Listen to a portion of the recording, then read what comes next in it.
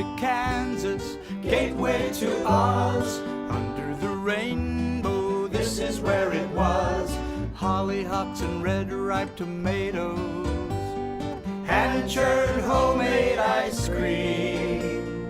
Let me tell you, Kansas is more than tornadoes. It's the best part of Dorothy's dream. Today on Around Kansas, we'll hear about Phog Allen, how he inspired generations, and why we still say, beware the fog. Then enjoy a tour of the Waterville Opera House, built in 1904. Meet Georgianise Gray, the first woman treasurer of the United States. And from the land of Kansas business, we'll wrap up with a story about the Chisholm Trail and a Kansas Day poem by Ron Wilson. Closed captioning brought to you by Kansas Soybean Commission, the Soybean Checkoff Progress, powered by Kansas farmers.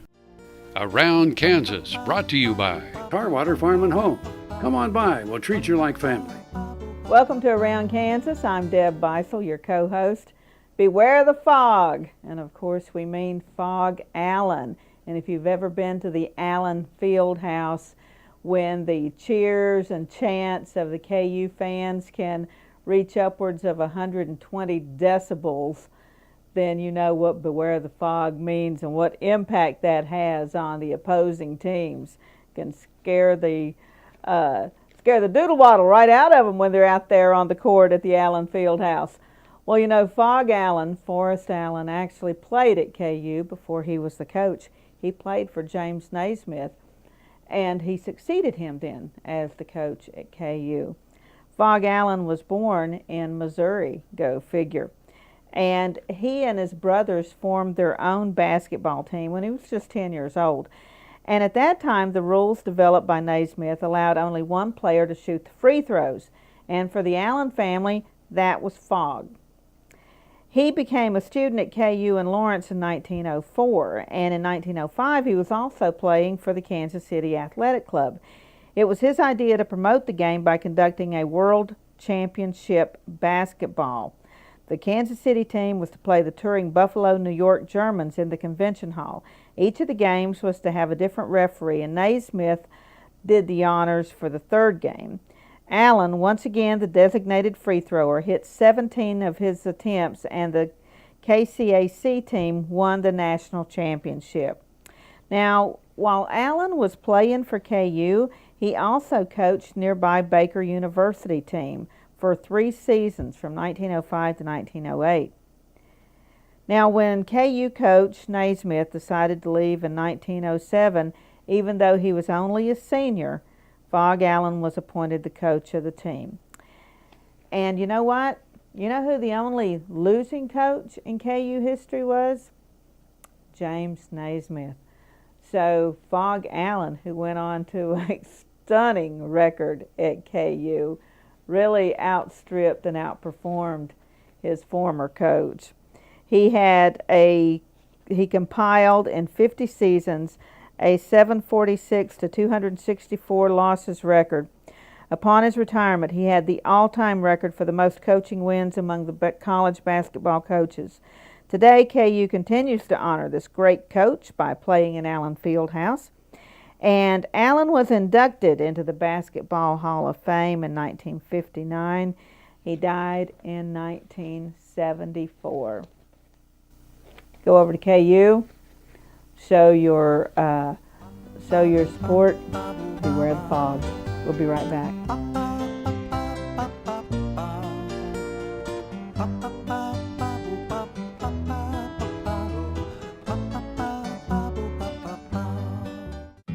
This hog is head over hoof for meal made from U.S. soybeans. Now, one hog isn't that impressive, but suppose we add another, and another, and another. Before long, you've got billions of hungry customers around the world all clamoring for the same thing. Our soybeans. Learn more about the billion-dollar appetite of animal agriculture at BeyondTheElevator.com. Brought to you by America's soybean farmers and their checkoff. Farm Bureau, the voice of agriculture, represents grassroots agriculture. The state's largest and most powerful farm organization stands up for its members through leadership development, agriculture education, legal defense, environmental advocacy, farm safety, and risk management. Members also enjoy money-saving benefits. To join our organization today or to learn more, go to www.kfb.org or find us on Facebook and Twitter.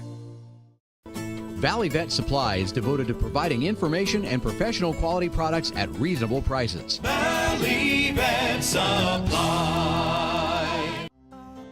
This segment is brought to you by Brown Chevrolet Buick in Wamego, just a short drive down the Yellow Brick Road. Good morning, I'm Frank Chafin. This is Around Kansas. You may recall that we were going to visit opera houses all around this great state of Kansas. We started at the Jayhawk Theater, which is in restoration.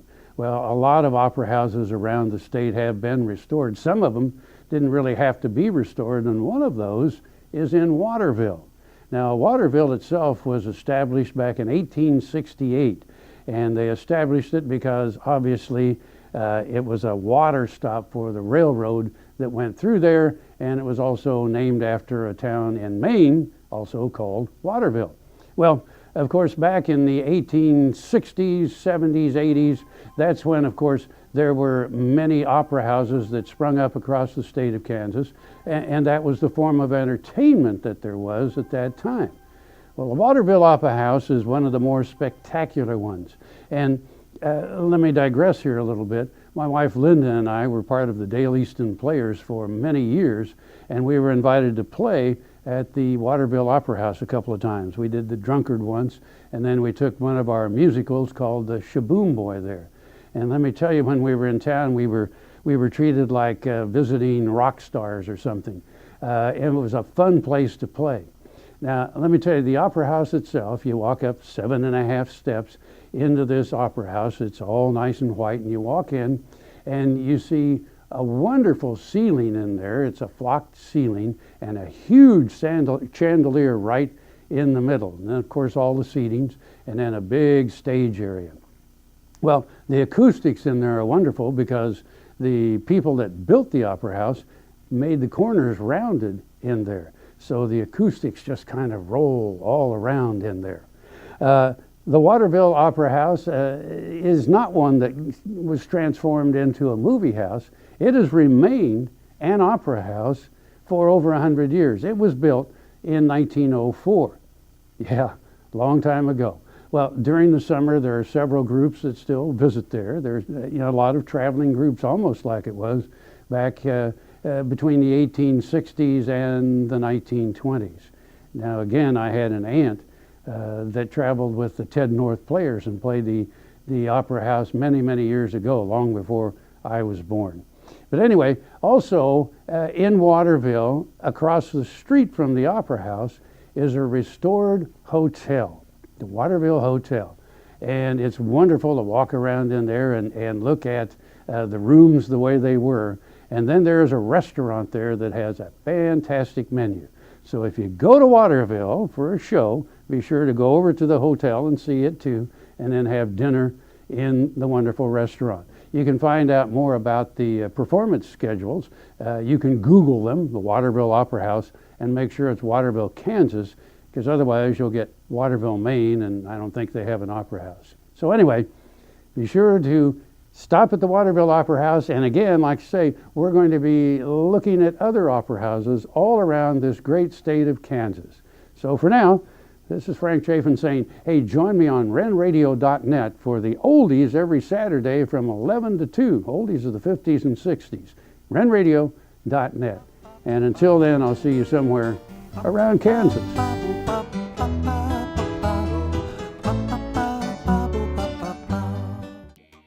The Kansas Wheat Innovation Center in Manhattan is rediscovering ways to get improved varieties and new genetics in the hands of farmers faster. Grower-led and checkoff-funded research initiatives are bringing about positive change. This grassroots leadership provides a strong voice in Topeka and Washington, D.C. Now is the time to partner with Kansas Wheat in moving wheat forward. Kansas Wheat Commission and Kansas Association of Wheat Growers, farmers investing in their future and yours. Log on to rediscoverwheat.org. Buying a car shouldn't be this hard. And at Brown Chevrolet Buick in Wamego, it isn't. It's actually awesome. Whether you want a new or used car or truck, Toby's team can make the deal. Even if you want to custom order a new car or truck, Toby's team can make the deal. See Toby's team at Brown Chevrolet Buick in Wamego. We're awesome. Don't forget to register for the 2015 Kansas Commodity Classic to be held on February 6th in Manhattan. Visit kansaswheat.org to learn more. Tallgrass Commodities offers producers bulk commodities at a reasonable price with reliable service throughout the whole Midwest. To find out more about Tallgrass Commodities, visit tallgrass.us or call 785-494-8484. Around Kansas, brought to you by the Kansas Soybean Commission. The Soybean Checkoff, progress powered by Kansas farmers. Welcome back to Around Kansas. I'm your co-host, Deb Beisel. You know, when I moved to Kansas 20-some-odd years ago, Joan Finney was governor, and I believe that there was a time when every elected official that was serving me was a woman. That really impressed me about Kansas. And you know, Kansas, from the very get-go, has expressed incredible confidence in its women. You know, when they were writing the Wyandotte Constitution that became the law of Kansas while we were still a territory, women were given limited voting rights. You know, that was pretty unheard of. They got to vote in school board elections and stuff like that, and that was more than a lot of states in the East had allowed women to have, or anywhere in the nation at that point. And you know, Kansas has throughout had a lot of confidence in its women, and for that reason I think they've produced some pretty incredible women. One of them is Georgia Niece Clark Gray. She was the first woman to become the U.S. Treasurer, the 29th U.S. Treasurer, appointed by Harry Truman. And she grew up in the little town of Richland, which basically was bought up when they were building Clinton Lake just outside of Lawrence. But she grew up in that little town. And did she grow up aspiring to be a banker like her daddy? Nope. She wanted to be an actress. So she headed off to New York.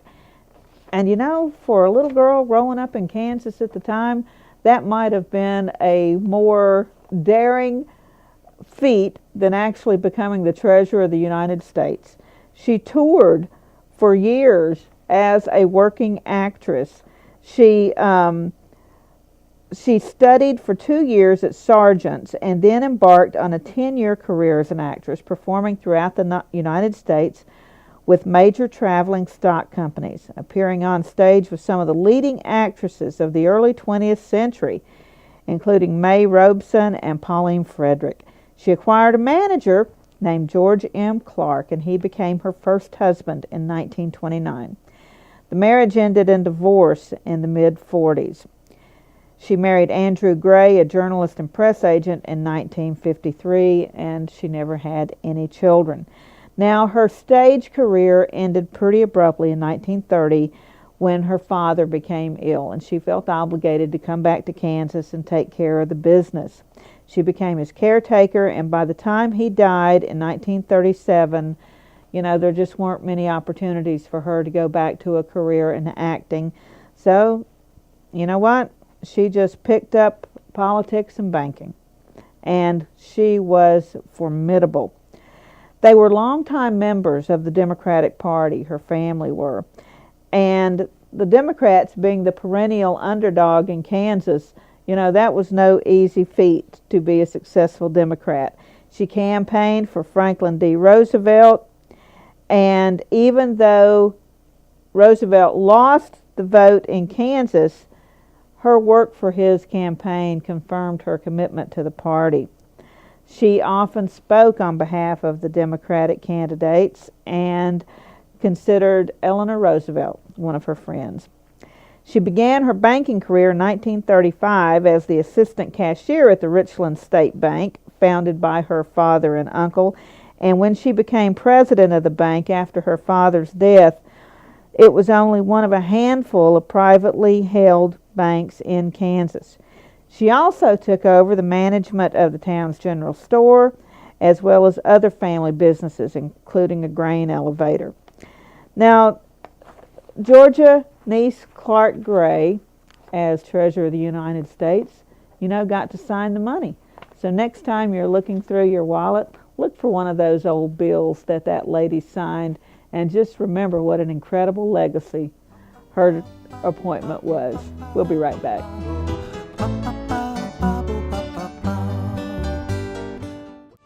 From the Land of Kansas is a trademark program that helps Kansas businesses grow, produce, process, or manufacture Kansas products.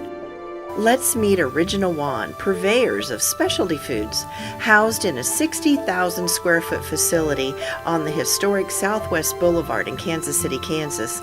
Original One has been creating specialty sauces, salsas, snacks, and dips for wholesale, retail, and co-pack private label customers since 1998, with over 150 products that are manufactured under 13 different brands.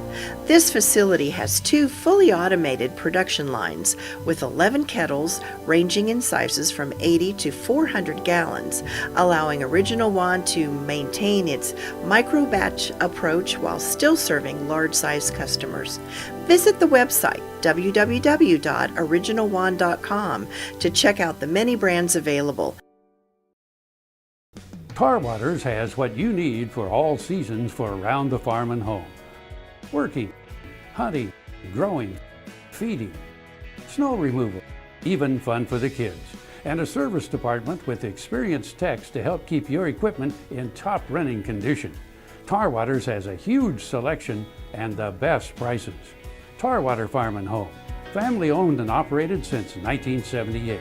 They have what you need. No matter where, no matter why, the Veterinary Health Center at Kansas State University is committed to providing quality patient care to animals and exceptional customer service to their owners. From routine checkups to emergency and specialty care, our world-renowned specialists and experienced professionals are here to discover, to teach, and to heal. Let us know. How can I help? How can we help? Around Kansas, brought to you by Santa Fe Trail Meats in Overbrook, or visit us online at sftmeats.com. Come along, boys, and I'll tell you a tale. I'll tell you of my troubles on the old Chisholm Trail. How many times has that song been sung throughout Kansas? The Chisholm Trail, named for Jesse Chisholm, who was a part Scottish, part Cherokee, trader, interpreter, guide, businessman, and occasionally even a finder of lost or kidnapped children. He traveled that trail numerous times, but the cattle that made it famous, they only used it a year or so before Jesse died. He died in March of 1868, barely a year after the cattle herds from Texas had begun to use his wagon trail from the North Canadian River to Wichita, Kansas. Only a few herds followed the trail while he was alive. That cattle industry was so important, of course, in creating a booming economy in Kansas after the Civil War was over. Those Texas Longhorns, all those cattle that had been created from just a few that the Spaniards had brought over years and years before, they were just virtually everywhere in Texas. Now, Missouri, where they had been marketing those cattle, wouldn't let them in anymore. They had some kind of tick that carried a disease, so the Missourians wouldn't let them in, and that opened up an opportunity for Baxter Springs. Yes, Baxter Springs, first cow town in Kansas, Baxter Springs. They built up stockyards and corrals. They could hold 20,000 cattle at a time with plenty of grass and water. They quickly developed the same sort of reputation that a lot of those other cow towns got, though. One of the Historical Society comments was every third door was a gambling house or a liquor saloon, because, you know, all those cowboys had to unwind after several months on the trail. There was lots of flowing liquor, card games, and all sorts of other entertainment for them. Some of the other cow towns that sprang up, of course, Abilene comes to mind first, drawing herds from 1867 through 1871. Waterville, a small Kansas town a little north of Abilene, attracted herds in 68 and 69. Junction City in 69 and 1870. Meanwhile, Chatopa and Coffeyville in far southeast corner of Kansas saw the peak cattle trade in 69. Salina and Solomon, rivals with Abilene for the cattle trade, also served as cattle destinations in 1869 through 71, and then the trade moved on. Of course, Ellsworth and Great Bend continued through the year 1875. Wichita, cattle town primarily from 1872 to 1876. But the Chisholm Trail's days didn't end in 1876 as the last great herds arrived in Wichita. 4 years later, in 1880, Caldwell became a rip-snorting cow town and continued to serve that purpose through 1885. You know, there were some cases where the townsfolk just asked the cow herds to just move on to someplace else because they just couldn't take it. That economic boom had a big cost when all those rowdy cowboys came into town. And of course, Dodge City, that sprang up as all those herds moved to the west and the trails moved to the west. But no matter how many years it lasted, the impact and the mystique around the cowboys and those cow towns and the Chisholm Trail lingers on. And man, there's a lot of Kansas history for you to explore there. Get out and see it sometime. We'll be right back.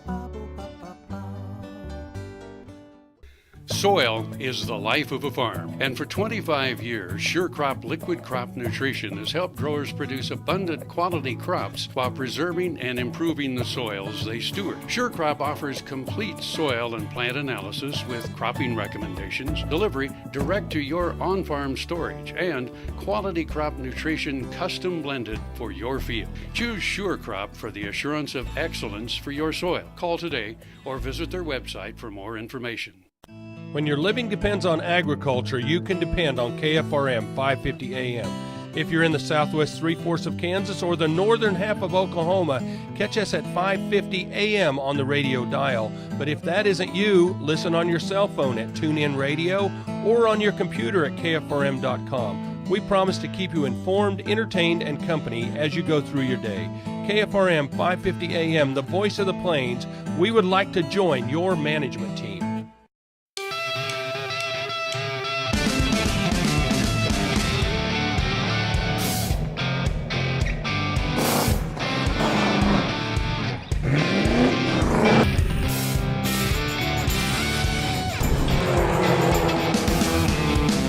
This is the fast track to more jobs and America's energy independence.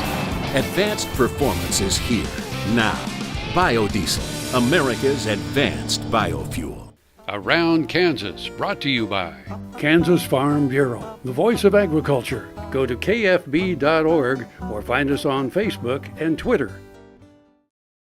Howdy, I'm Ron Wilson, Poet Laureate. The state of Kansas has great Western heritage, going back to the days where the Texas drovers were moving cattle north and their entire goal was to get to Kansas. So this poem is in honor of Kansas Day.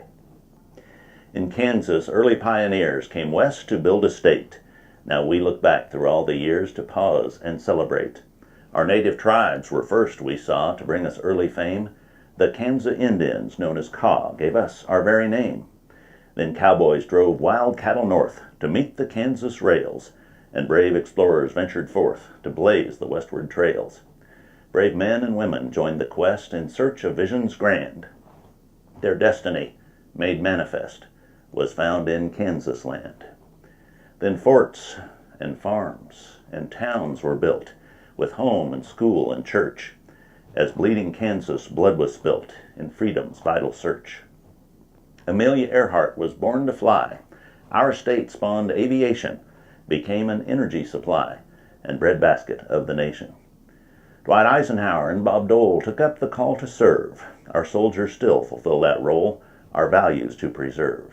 The spirit of the pioneer still lives on in our days, in caring for our neighbors here and research for new ways. So in this time of Kansas Day, we thank those pioneers and ask for strength to guide our way to our time's new frontiers.